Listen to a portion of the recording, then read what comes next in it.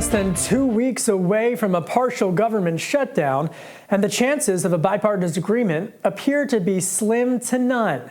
A continuing resolution must be passed and signed by President Biden before midnight on November 17th, or parts of the government will come to a screeching halt. Hardliners in the Republican Party are pushing for tighter border security measures and spending cuts to government programs as conditions of any new stopgap measure.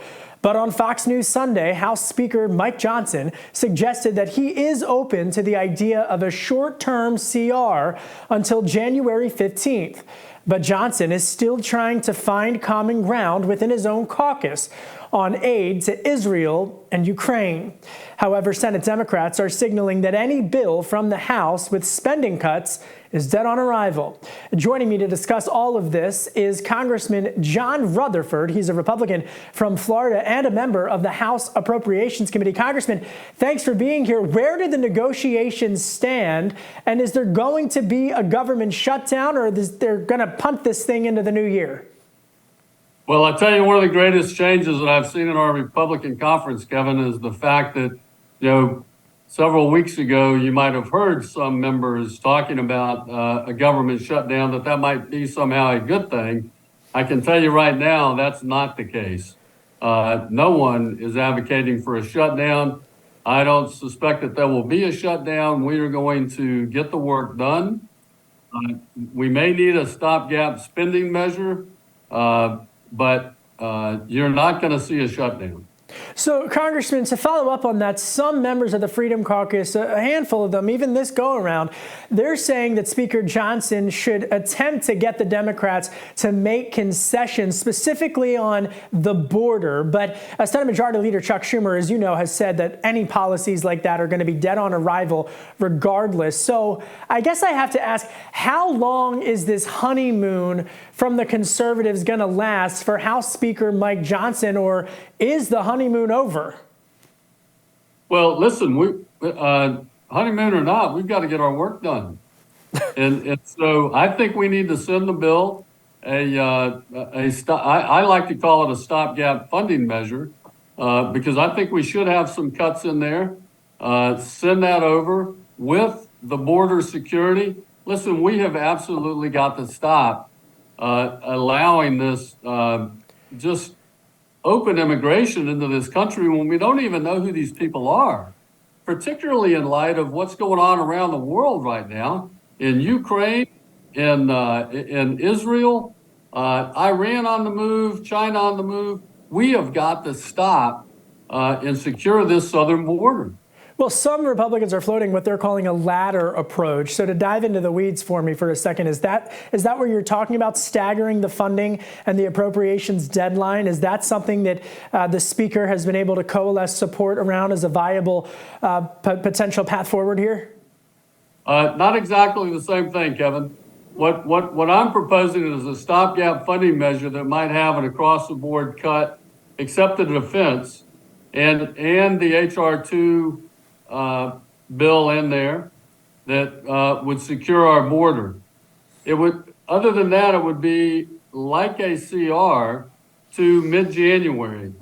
And look, Mike has already, in the 2 weeks that Speaker Johnson has been there, we've already passed 3 appropriation bills. We've got 2 more pending this week, and then we have 2 more that are pending next week. And then we can move to full conference with the Senate. But I think we get our appropriation bills done, all 12. That's what Speaker Johnson is pushing for. And then, because look, we don't have 12 different budgets. We have one budget with 12 separate appropriation bills within it. And I don't think it's wise to negotiate with the Senate on 2 or 3 or 4 of those appropriation bills when you don't know what the rest of the bills are going to look like. Well, when we zoom out and just take a look at the political mood of the country right now, Tuesday night, Democrats sweeping the state legislative elections in Virginia, and even in conservative Ohio, voters backing a state constitution amendment that would legalize abortion. So should House Republicans be worried about what the electorate is signaling heading into 2024 as you weigh keeping the government open within the next 2 weeks? Oh, absolutely, Kevin. Look, I can tell you what my constituents back home are worried about. Number one is the economy. This Bidenomics and what they have done to the economy of this country is horrific. People are living through it every day.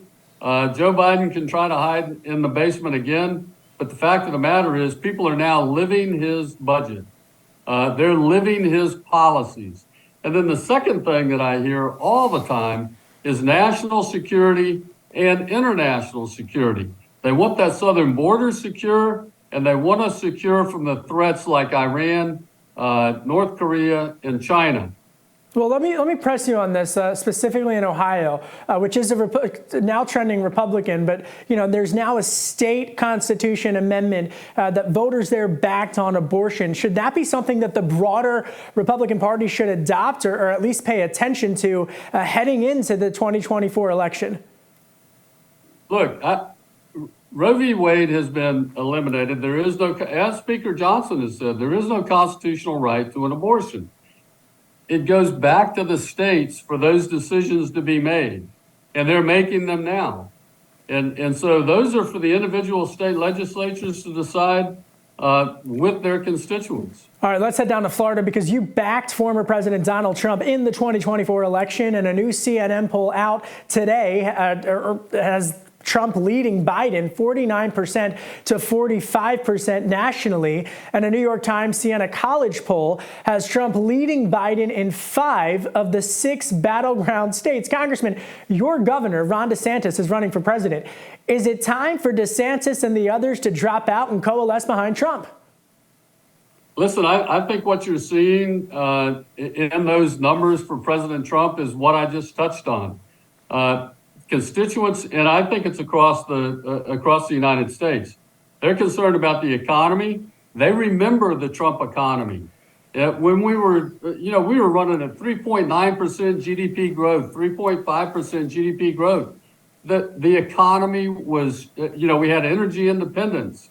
It was cranking back then, and we had respect around the globe. Now, whether it was respect or fear of President Trump, either way, it kept us out of wars. I truly do not believe that Israel would have been attacked by Hamas if President Trump was still in office.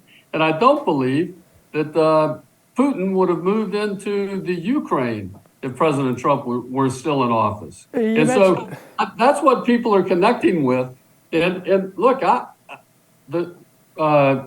can tell you, I think Governor DeSantis has done an amazing job in the state of Florida.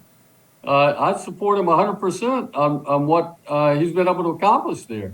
But on these issues of the national economy and our national and international security, President Trump is clearly the man for the job. Well, Trump's not going to be on the stage tonight at the debate in Miami. So what are you going to be looking for from the candidates, from DeSantis, from Nikki Haley, and from the others?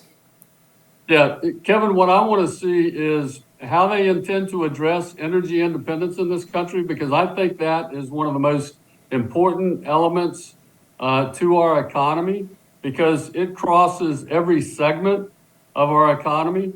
So I want to know what they're going to do about energy independence for America. I don't want to be buying oil from Saudi Arabia, Russia, all these other folks that, are not our friends. Who's going to win the debate? So, pardon me? Who's going to win the debate? Well, it depends on who answers those two questions on the who answers them the best. We've also got the Tax Cut Jobs Act elements that are going to sunset in 24 and 25. I want to know what these candidates intend to do about that. The Haley campaign. campaign. So those two questions I think is really going to determine how well they perform for the American public.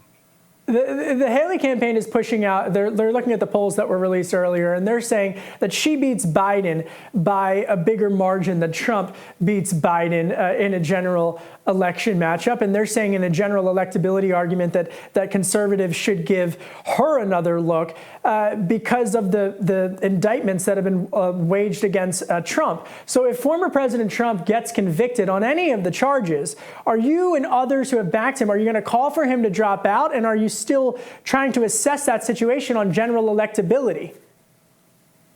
Well, so far, Kevin, I have to tell you, I haven't seen a charge that I don't believe is the weaponization of DOJ, whether it's at the state level or at the national level. These issues that we are facing, I think, are all political. And I think most of the country feels the same way, and that's got to stop. This is third world country types of persecution and prosecution. So in terms of general electability, you still think that Trump, it sounds like what you're saying, it wouldn't be a factor even if he is indicted? Oh, I think he's absolutely or found guilty. Well, we'll see what he gets indicted for if he gets indicted, but. But right now, I can tell you he is the man that has created the security that this country was looking for and created the economy that we needed to grow and make this country strong so that we can help people all across the globe. I got two quick questions for you. One is the censure on Congresswoman Rashida Tlaib. 22 Democrats backing Republicans on that specific measure. Were you surprised at the Democratic turnout on that? No, actually, I wasn't, Kevin. I mean, if you look at the language that she has used, the references that she has made to the Holocaust, to Israel somehow being responsible because of the apartheid state. And bringing this on from Hamas. And when you look at the horrible, just unconscionable things that Hamas inflicted on civilians, civilians who were at a music festival. It's unconscionable that she would say those things. I got to let you go. Congressman, thanks for your time. But last question, yes or no, is the government going to be open on November 18th? Yes, absolutely. All right, you heard it there first. Congressman John Rutherford, we're going to have to leave it there. Thank you so much, sir, for your time. Congressman Rutherford, a Republican from Florida. That's it for today's Daily Debrief. Be sure to like, share, and subscribe to our YouTube page, The Hill, so you never miss any content. I'm Kevin Cirilli, and I'll see you back here soon at the crossroads of politics and policy.